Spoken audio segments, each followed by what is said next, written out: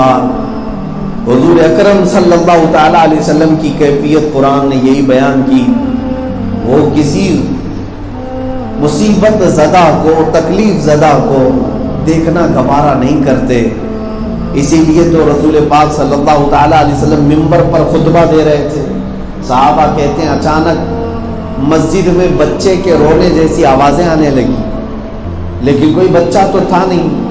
حضور منبر سے اتر کر کے آئے، جو لکڑی آپ لے کر کے کھڑے ہوتے تھے عصا خطبہ دینے کے لیے، وہ عصا حضور پاک صلی اللہ علیہ وسلم نے اس دن چھوڑ دیا تھا مسجد کے باہر۔ منبر سے اتر کر کے اس لکڑی کے پاس گئے، اس لکڑی کو اٹھایا تو آواز بند ہو گئی، آواز بند ہو گئی۔ پھر حضور پاک صلی اللہ علیہ وسلم اس کو اپنے کانوں سے لگائے، سینے سے لگائے، پھر آئے خطبہ دیا۔ صحابہ نے پوچھا حضور یہ کیا تھا؟ حضور پاک صلی اللہ علیہ وسلم فرماتے ہیں جو آواز تم نے سنی یہ اس لکڑی کے رونے کی آواز تھی۔ کیوں رو رہی تھی؟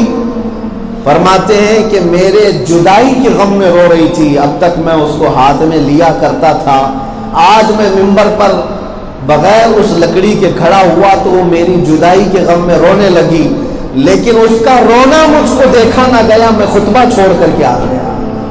اب اندازہ کرو اگر لکڑی کا ایک تنا روئے تو وہ رسول بے قرار ہوتے ہیں، امت اگر اس رسول کو رو کر یاد کرے تو کیا وہ میرے مصطفیٰ مدد کے لیے نہیں تشریف لائیں گے؟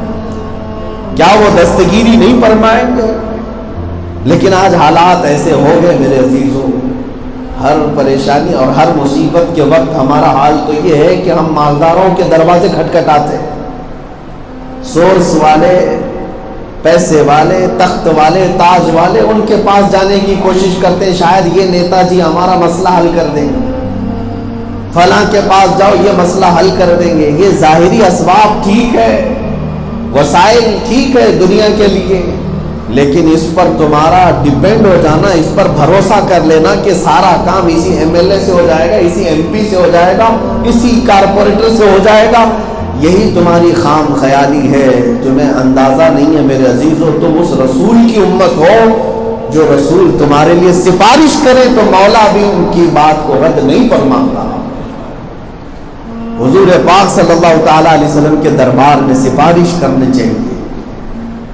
آج وقت کے تقاضے یہی ہیں، میں نوجوانوں سے یہی کہنا چاہوں گا، اس رسول کا تم پر بے پناہ احسان ہے، اس احسان کا بدلہ تم اپنی زندگی کو ضائع کر کے مت دو۔ اپنی زندگی میں رسول پاک صلی اللہ علیہ وسلم کی یادیں بساؤ۔ آج سے کئی سال قبل ہی میں نے یہ کہا تھا، یہ محبت کیسے منتقل ہوتی ہے اپنے نبی کی؟ صرف تقریروں سے نہیں، ہر باپ اپنے بچے کی تربیت کرے اسی محبت پر، تب یہ منتقل ہوگی، تب یہ ٹرانسفر ہوگی۔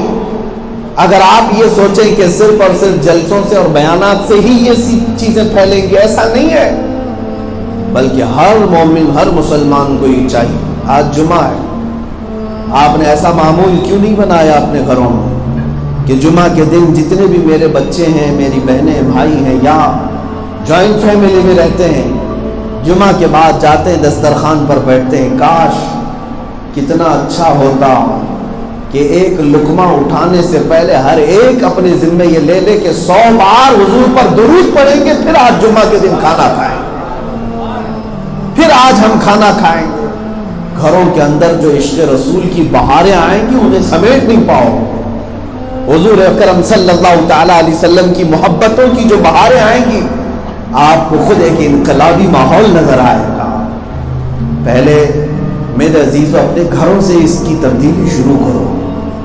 یہ نہیں ہے کہ جمعہ میں آ کر کے یا کسی تقریر میں بیٹھ کر کے صرف سبحان اللہ کہنا ہی ثواب ہے۔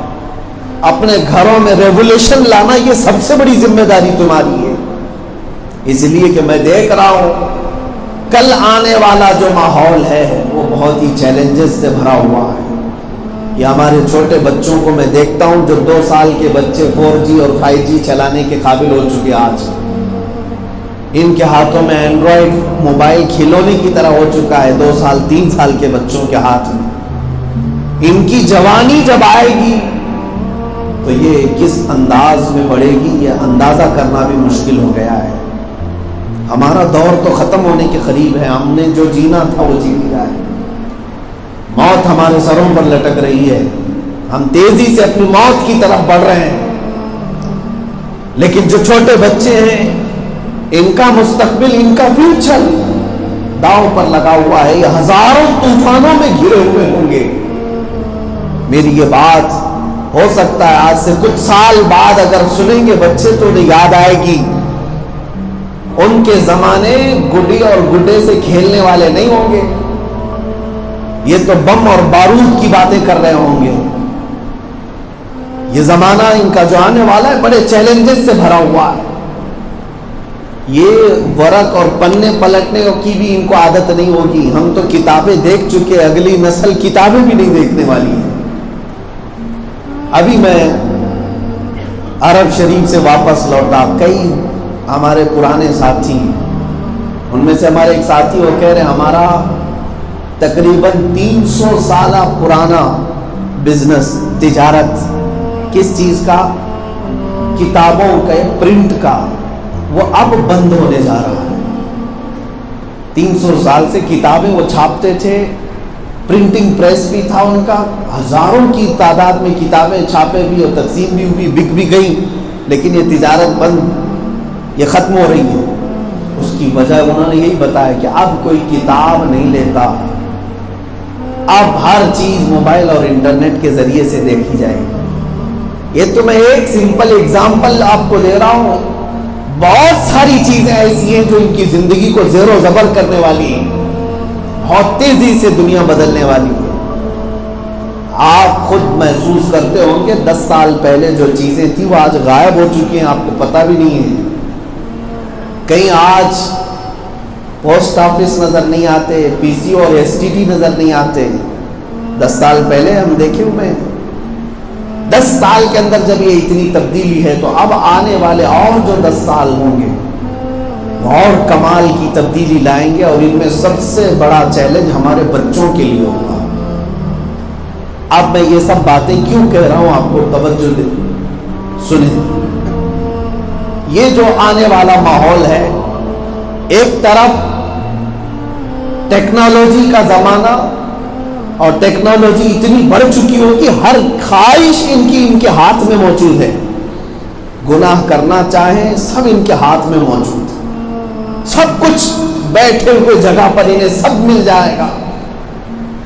دنیا ان کو آرام پسند بھی بنائے گی، کام چور بھی بنائے گی، اور عیاش بھی بنائے گی۔ گھر کے بیڈ پر بیٹھ کر کے تم سارے گناہ کر سکتے ہو، یہ سارے انتظامات کر کے دنیا دے دے گی۔ یہ جو اگلا زمانہ آنے والا ہے، ان کو ماں اور باپ کا فرق بھی معلوم نہیں رہے گا اگر ان کو چھوڑ دیا جائے، کچھ نہیں پتا رہے گا، بھائیوں اور بہنوں کی قدر بھی نہیں معلوم ہوگی۔ میرے عزیزو، اس زمانے کے لیے تیاری کیا ہونی چاہیے؟ ایک طرف ٹیکنالوجی کا حملہ، دوسری طرف کفار و مشرکین جو اسلام دشمن ہیں، یہ مسلسل اس بات کی کوشش میں ہے کہ مسلمانوں کے سینوں سے اسلام ختم ہو جائے۔ یہ بڑے بڑے طوفان انتظار کر رہے ہیں ہمارے بچوں کو نگل جانے کے لیے۔ اسکولوں کے سیلیبس بدل دیے گئے، ان کو ان کی تاریخ یاد نہ رہے،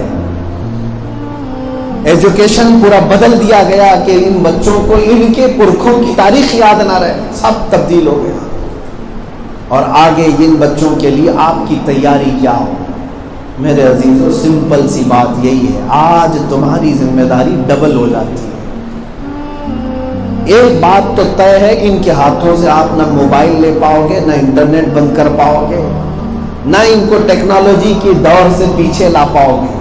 جینا تو اسی دور میں ہے انہیں، انہی سامانوں کے ساتھ ہی جینا ہے۔ لیکن علاج میں آپ کو بتا رہا ہوں، علاج یہ نہیں ہے کہ بچوں کے ہاتھوں سے یہ سب چیزیں ختم کر دو۔ آج تم ہو ختم کر سکتے ہو، جہاں تمہاری آنکھ بند ہوئی وہ بچہ پھر سے استعمال کرے گا۔ اس کا حل اور علاج ایک ہی ہے، اس کو جس میدان میں بھی رہنا ہے بچے کو اتنا عشق رسول پلاؤ کہ یہ جس وادی میں بھی جائے اپنے نبی کا وفادار بن کر کے۔ اس کا علاج ایک ہی ہے، ہمارے بزرگوں نے بہت پہلے سے اسی طریقے کو اپنا